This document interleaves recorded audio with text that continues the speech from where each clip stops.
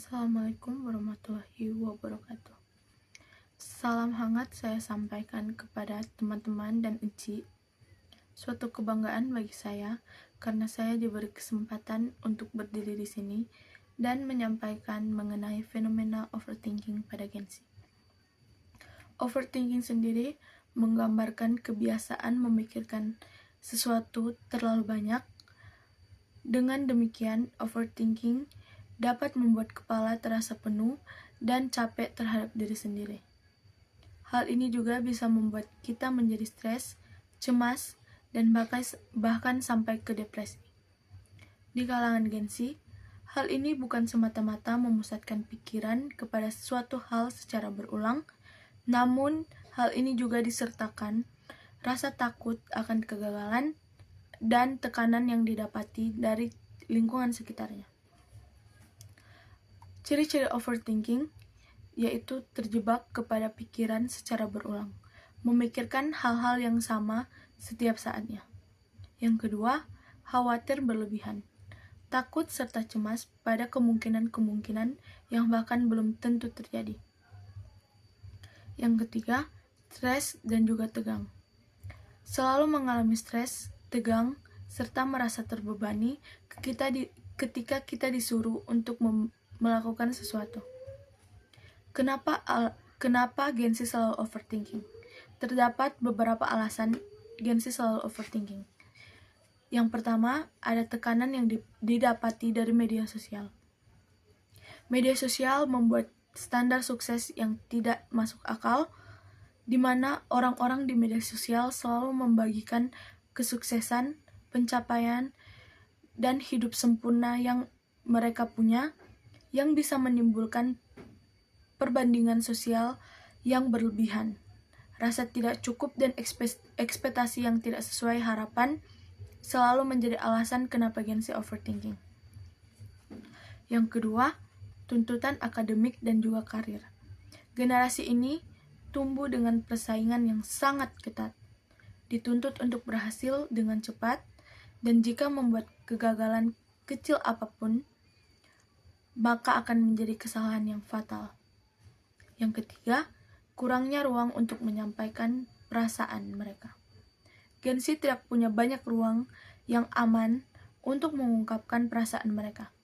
Bahkan saat mereka mencoba untuk mengutarakan apa yang mereka rasakan, mereka malah mendapatkan respon yang tidak mengenakan.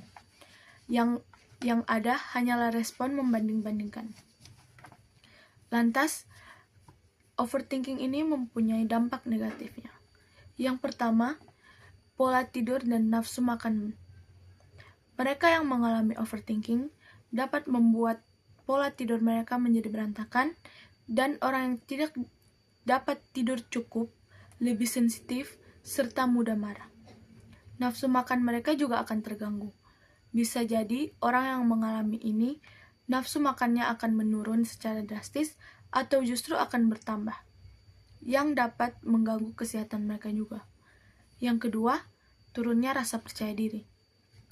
Hal ini terjadi ketika seseorang mulai memikirkan tentang segala sesuatu yang belum tentu terjadi, serta punya pikiran kalau orang-orang tertentu punya niat buruk kepada mereka.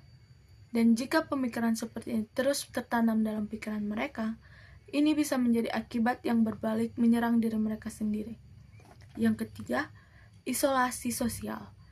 Selain menurunnya rasa percaya diri, dampak overthinking bisa memicu isolasi sosial, karena orang yang terlalu banyak berpikir selalu menarik dirinya dari interaksi sosial, dan banyak anak muda sekarang yang menarik dirinya sendiri dari interaksi sosial karena takut dengan pikiran negatif mereka sendiri yang bahkan belum tentu terjadi. Bagaimana cara kita untuk menghindari overthinking? Yang pertama, melakukan mindfulness. Meditasi mindfulness dapat membantu kita untuk menenangkan diri, fokus pada emosi secara tenang, serta mengurangi pikiran yang tidak produktif dan berulang. Yang kedua, mencari dukungan.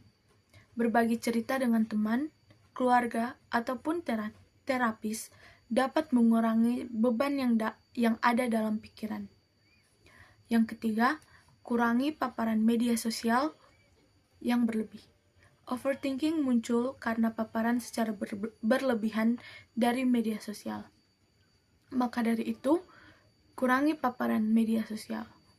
Saudara-saudaraku sekalian, fenomena overthinking yang terjadi pada Gen Z merupakan panggilan untuk para orang tua, teman, pendidik, bahkan diri kita sendiri untuk lebih peduli dan peka lagi terhadap mereka. Jangan memandang Gen Z itu lemah karena mereka selalu overthinking atau mengutarakan perasaan mereka. Hanya saja, mereka hidup di zaman yang punya banyak tantangan baru dan kita harus memberi dukungan kepada mereka, serta beri mereka kesempatan untuk menyuarakan isi hati mereka. Dengan begitu, kita membantu mereka untuk keluar dari tekanan yang mereka rasakan. Pada akhirnya, mari kita menjadi pribadi yang membawa ketenangan dan kenyamanan, bukan membawa tekanan bagi mereka. Jadilah tempat yang membuat orang-orang di sekitar kita nyaman, bukan menjadi sumber ketakutan bagi mereka. Sekian dari saya. Atas perhatian saudara-saudara, saya harap apa yang telah saya sampaikan ini bisa menjadi manfaat bagi kehidupan kita, dan kita tidak lagi memandang Gen Z itu lemah. Sekian dan terima kasih.